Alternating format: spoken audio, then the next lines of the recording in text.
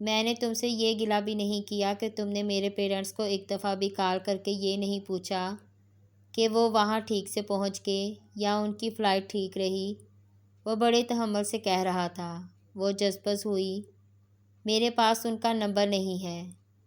تم مجھ سے لے لیتی اگر تم واقعی ان سے بات کرنے میں انٹرسٹڈ ہوتی۔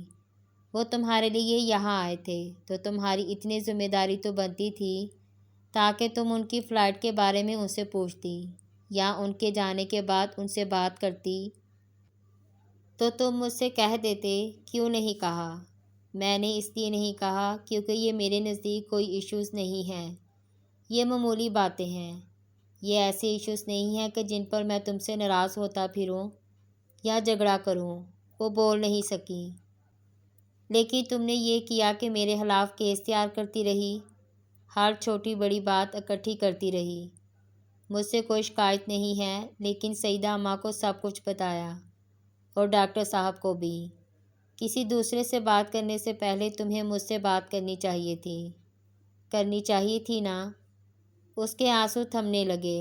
وہ اسے بڑے تحمل سے سمجھا رہا تھا۔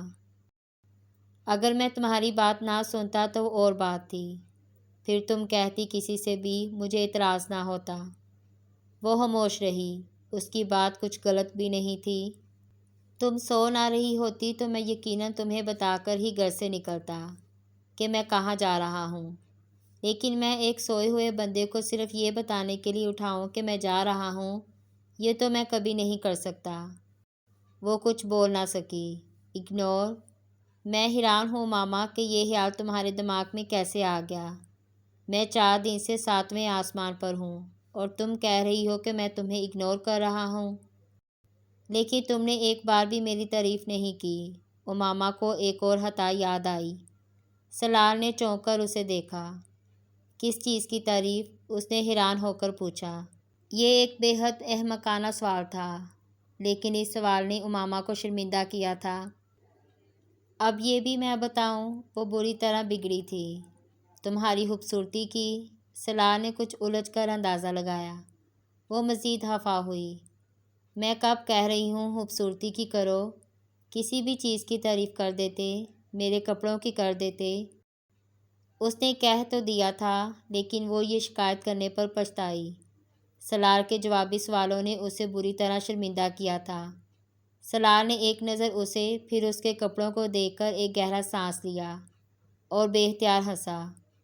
اماما تم مجھے اپنے منہ سے اپنی تعریف کرنے کے لیے کہہ رہی ہو، اس نے ہنستے ہوئے کہا۔ یہ جیسے اس کے لیے مذاق تھا۔ وہ بری طرح چھنپ گئی۔ مت کرو، میں نے کب کہا ہے؟ نہیں، یو آر رائٹ۔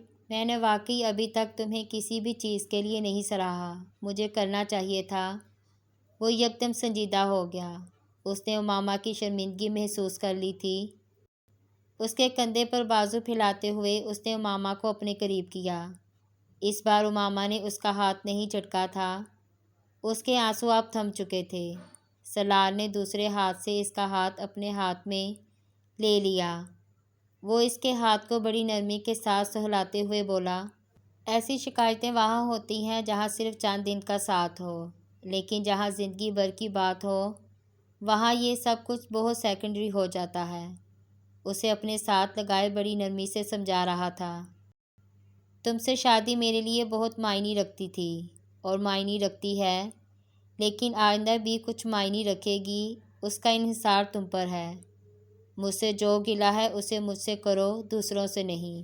میں صرف تم کو جواب دہ ہوں ماما، کسی اور کے سامنے نہیں۔ اس نے بڑے نپے تلے لفظوں میں اسے بہت کچھ سمجھانے کی کوشش کی تھی۔ ہم کبھی دوست نہیں تھے، لیکن دوستوں سے زیادہ بے تکلفی اور صاف گوئی رہی ہے ہمارے تعلق میں۔ شادی کا رشتہ اسے کمزور کیوں کر رہا ہے؟ اماما نے ایک نظر اٹھا کر اس کے چہرے کو دیکھا۔ اسے اس کی آنکھوں میں بھی وہی سنجیدگی نظر آئی جو اس کے لفظوں میں تھی۔ اس نے ایک بار پھر سر جھکا لیا۔ وہ غلط نہیں کہہ رہا تھا۔ اس کے دل نے اعتراف کیا۔ تم میری زندگی میں ہر شخص اور ہر چیز سے زیادہ امپورٹنس رکھتی ہو، سلار نے اپنے لفظوں پر زور دیتے ہوئے کہا۔ لیکن یہ ایک جملہ میں تمہیں ہر روز نہیں کہہ پاؤں گا۔ اس کا مطلب یہ نہیں کہ میرے لیے تمہاری امپورٹنس کم ہو گئی ہے۔ میری زندگی میں تمہاری امپورٹنس اب بھی میرے ہاتھ میں نہیں، تمہارے ہاتھ میں ہے۔ یہ تمہیں طے کرنا ہے کہ وقت گزرنے کے ساتھ تم اس امپورٹنس کو بڑھاؤ گی یا کم کر دو گی۔ اس کی بات سنتے ہوئے امامہ کی نظر اس کے اس ہاتھ کی پشت پر پڑی جس سے وہ اس کا ہاتھ سہلا رہا تھا۔ اس کے ہاتھ کی پشت بے حد صاف ستھری تھی۔ ہاتھ کی پشت اور کلائی پر بال نہ ہونے کے برابر تھے۔ ہاتھ کی انگلیاں کسی مصور کی انگلیوں کی طرح لمبی اور عام مردوں کے ہاتھوں کی نسبت پتلی تھیں۔ اس کے ہاتھوں کی پشت پر سبز اور نیلی رگیں بہت نمایاں طور پر نظر آ رہی تھیں۔ اس کی کلائی پر ریسٹ واچ کا ہلکا سا نشان تھا۔ وہ یقیناً بہت باقاعدگی سے ریسٹ واچ پہنتا تھا۔ وہ آج پہلی بار اس کے ہاتھ کو اتنے غور سے دیکھ رہی تھی۔ اسے اس کے ہاتھ بہت اچھے لگے۔ اس کا دل کچھ اور موم ہوا۔ اس کی توجہ کہاں تھی، سلار کو اندازہ نہیں ہو سکا۔ وہ اسے اسی طرح سنجیدگی سے سمجھا رہا تھا۔ محبت یا شادی کا مطلب یہ نہیں ہوتا کہ دونوں پارٹنرز ایک دوسرے کو اپنے اپنے ہاتھ کی مٹھی میں بند کر کے رکھنا شروع کر دیں۔ اس سے رشتے مضبوط نہیں ہوتے، دم گھٹنے لگتا ہے۔ ایک دوسرے کو سپیس دینا، ایک دوسرے کی انفرادی حیثیت کو تسلیم کرنا، ایک دوسرے کی آزادی کے حق کا احترام کرنا بہت ضروری ہے۔ امامہ نے گردن موڑ کر اس کا چہرہ دیکھا۔ وہ اب بے حد سنجیدہ تھا۔ ہم دونوں اگر صرف ایک دوسرے کے عیب اور کوتاہیاں ڈھونڈتے رہیں گے تو بہت جلد ہمارے دل سے ایک دوسرے کے لیے عزت اور لحاظ ختم ہو جائے گا۔ کسی رشتے کو کتنی بھی محبت سے باندھا گیا ہو، اگر عزت اور لحاظ چلا جائے تو محبت بھی چلی جاتی ہے۔ یہ دونوں چیزیں محبت کے گھر کی چار دیواری ہیں۔ چار دیواری ختم ہو جائے تو گھر کا بچانا بڑا مشکل ہے۔ امامہ نے بڑی حیرانی سے اسے دیکھا۔ وہ اس کی آنکھوں میں حیرانی دیکھ کر مسکرایا۔ اچھی فلسفی ہے نا؟ امامہ کی آنکھوں میں نمی اور ہونٹوں پر مسکراہٹ بیک وقت آئی تھی۔ اس نے اس بات میں سر ہلایا۔ سلار نے اسے اپنے کچھ اور قریب کرتے ہوئے کہا، میں اللہ کا پرفیکٹ بندہ نہیں ہوں تو تمہارا پرفیکٹ شوہر کیسے بن سکتا ہوں؟ امامہ، شاید اللہ میری کوتاہیاں نظر انداز کر دے تو تم بھی معاف کر دیا کرو۔ وہ حیرانی سے اس کا چہرہ دیکھتی رہی۔ وہ واقعی اس سلار سکندر سے ناواقف تھی۔ سلار نے بڑی نرمی کے ساتھ اس کی آنکھوں کے سوجے ہوئے پپڑوں کو اپنی پوروں سے چھوا۔ کیا حال کر لیا ہے تم نے اپنی آنکھوں کا؟ تمہیں مجھ پر ترس نہیں آتا؟ وہ بڑی ملامت سے کہہ رہا تھا۔ امامہ نے جواب دینے کی بجائے اس کے سینے پر سر رکھ دیا۔ وہ اب بے حد پرسکون تھی۔ اس کے گرد اپنا ایک بازو حمائل کرتے ہوئے اور دوسرے ہاتھ سے اس کے چہرے اور گردن پر آئے ہوئے بالوں کو ہٹاتے ہوئے اس نے پہلی بار نوٹس کیا کہ وہ رونے کے بعد زیادہ اچھی لگتی ہے۔ لیکن اس سے یہ بات کہنا اپنے پاؤں پر خود کلہاڑی مارنے والی بات تھی۔ وہ اس کی طرف متوجہ نہیں تھی۔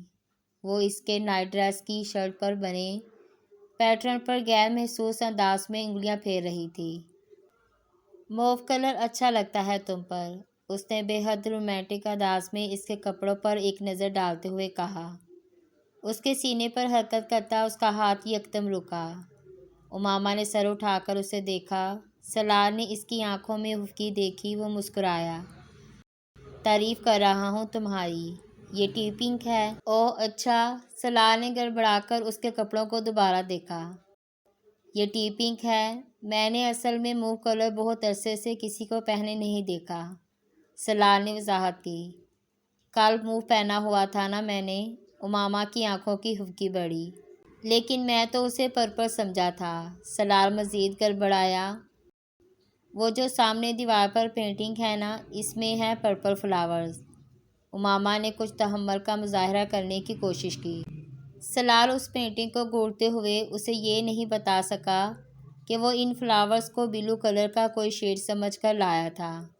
امامہ اب اس کا چہرہ دیکھ رہی تھی۔ سلار نے کچھ بے چارگی کے انداز میں گہرا سانس لیا۔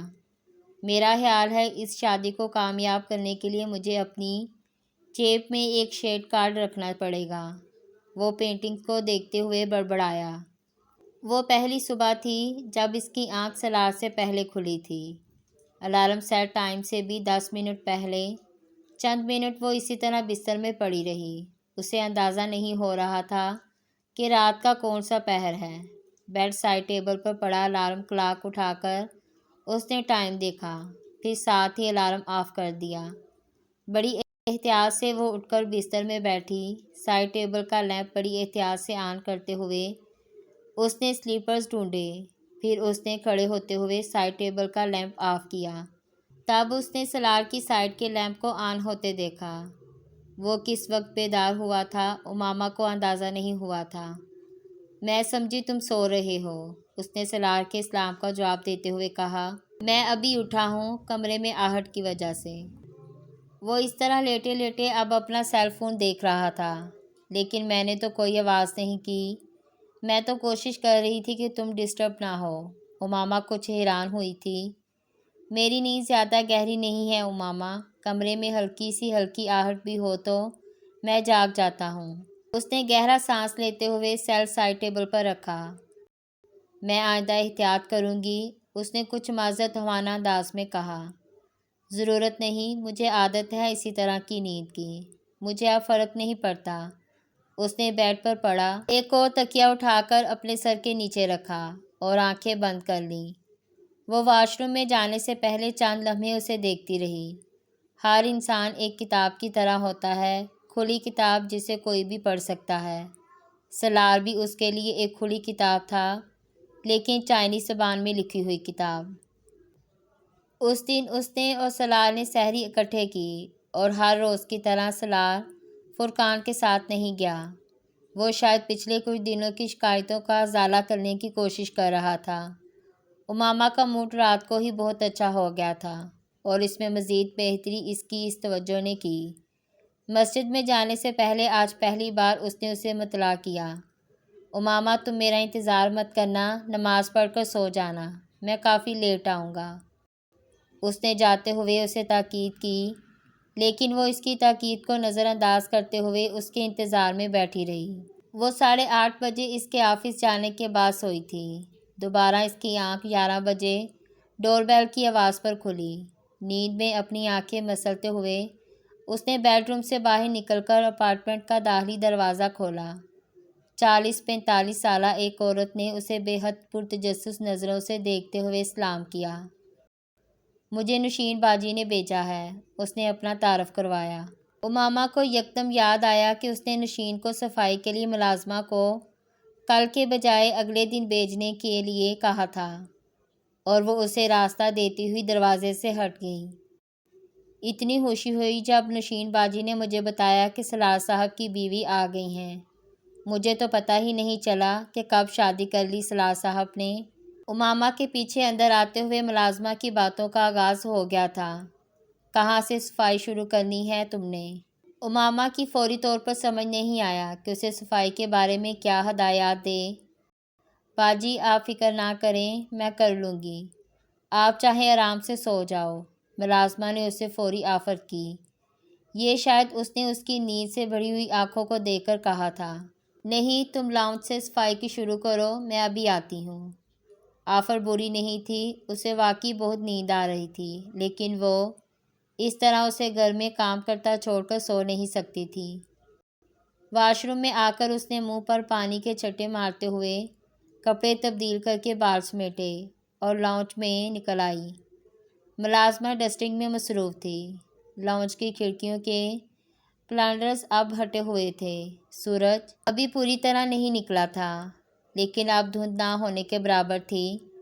لاؤنج کی کھڑکیوں سے باہر پودے دیکھ کر اسے انہیں پانی دینے کا خیال آیا۔ ملازمہ ایک بار پھر گفتگو کا آغاز کرنا چاہتی تھی، لیکن وہ اسے بالکونی کی طرف جاتے دیکھ کر چپ ہو گئی۔ جب وہ پودوں کو پانی دے کر فارغ ہوئی تو ملازمہ لاؤنج کو صاف کرنے کے بعد اب سلار کے اس کمرے میں جا چکی تھی جسے وہ اسٹڈی روم کی طرح استعمال کرتا تھا۔ سلار صاحب بڑے اچھے انسان ہیں۔ تقریباً 1.5 گھنٹے میں اپارٹمنٹ کی صفائی کرنے کے بعد امامہ نے اس سے چائے کا پوچھا تھا۔ چائے پیتے ہوئے ملازمہ نے ایک بار پھر اس سے باتوں کا سلسلہ شروع کر دیا۔ امامہ اس کے تبصرے پر صرف مسکرا کر خاموش ہو گئی۔ آپ بھی ان کی طرح نہیں بولتی؟ ملازمہ نے اس کے بارے میں اپنا پہلا اندازہ لگایا۔ اچھا، سلار بھی نہیں بولتا؟ امامہ نے جان بوجھ کر اسے موضوع گفتگو بنایا۔ کہا جی حمید بھی یہی کہتا ہے صاحب کے بارے میں۔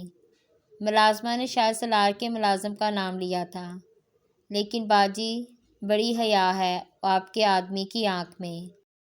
اس نے ملازمہ کے جملے پر جیسے بے حد حیران ہو کر اس کا چہرہ دیکھا تھا۔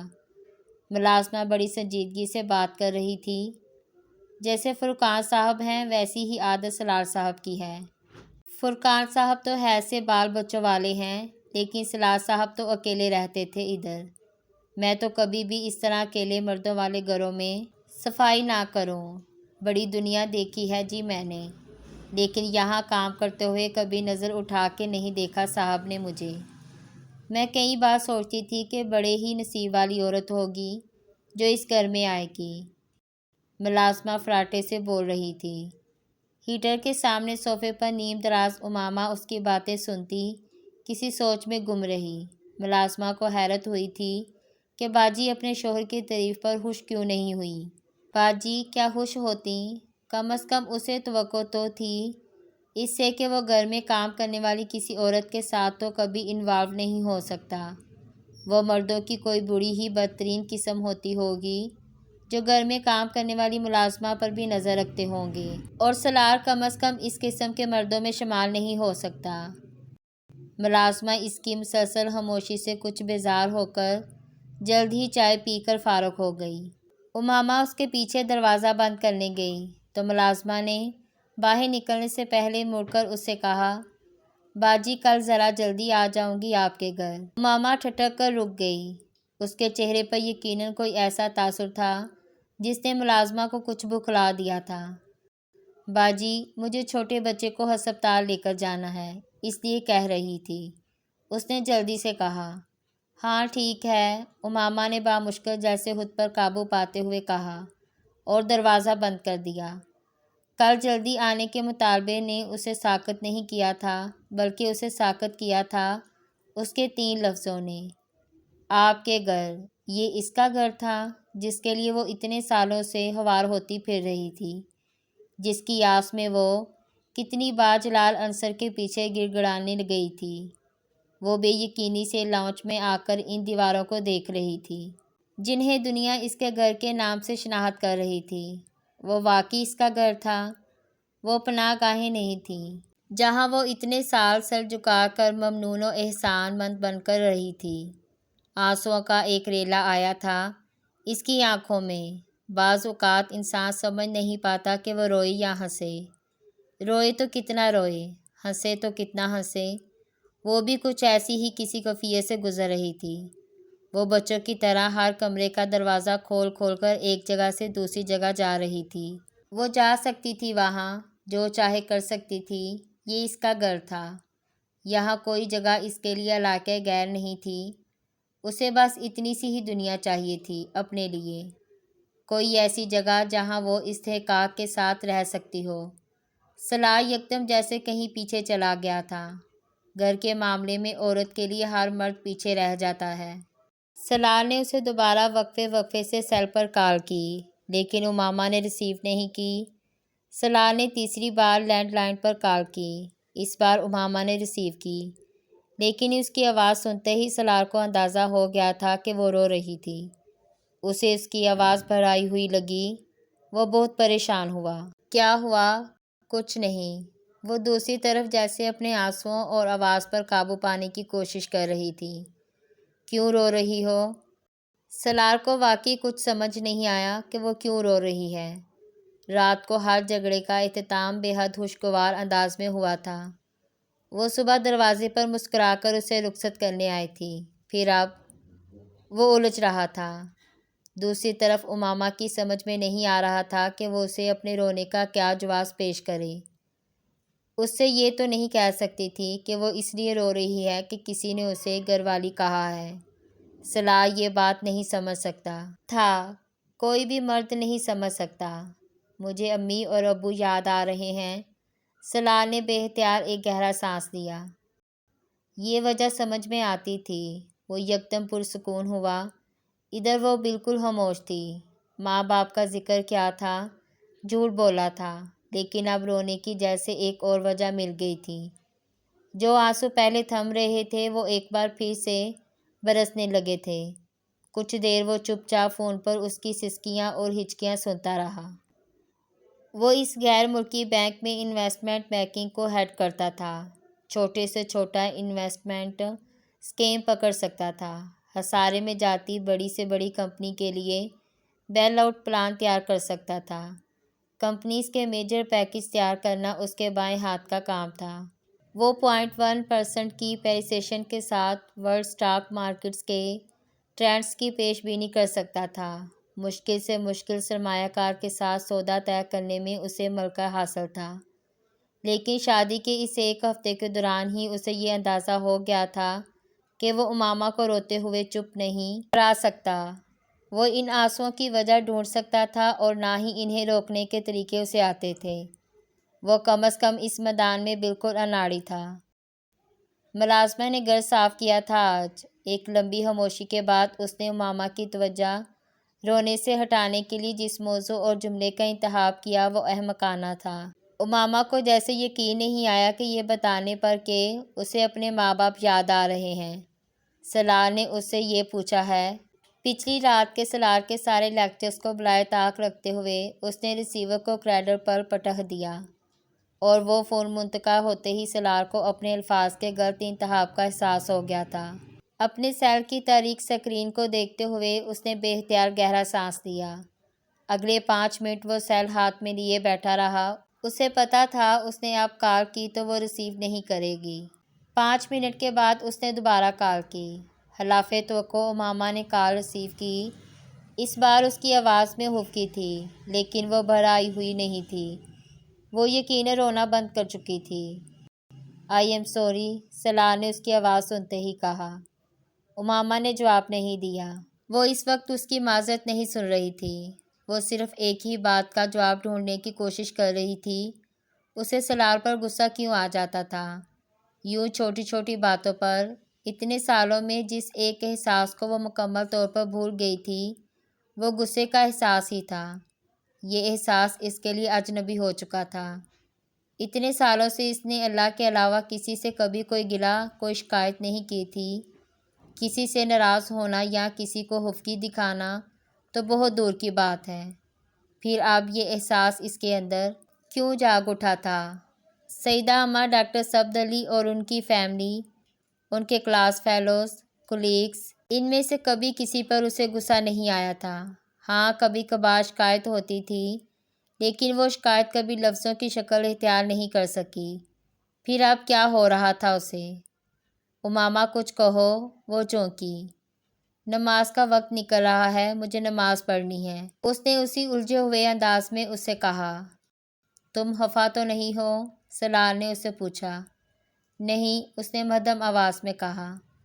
وہ نماز کے بعد دیر تک اسی ایک سوال کا جواب ڈھونڈتی رہی اور اسے جواب مل گیا۔ 9 سال میں اس نے پہلی بار اپنے لیے کسی کی زبان سے محبت کا اظہار سنا تھا۔ وہ احسان کرنے والوں کے ہجوم میں تھی۔ پہلی بار کسی محبت کرنے والے کے حصار میں آئی تھی۔ گلہ، شکوہ، ناز، نہرا، غصہ، خفگی، یہ سب کیسے نہ ہوتا؟ اسے پتہ تھا کہ جب وہ روٹھے گی تو وہ اسے منا لے گا، خفا ہوگی تو وہ اسے وضاحتیں دے گا۔ مان تھا یا گمان، لیکن جو کچھ بھی تھا غلط نہیں تھا۔ اتنے سالوں میں جو کچھ اس کے اندر جمع ہو گیا تھا وہ کسی لاوے کی طرح نکل رہا تھا۔ آہستہ آہستہ وہ نارمل ہو رہی تھی۔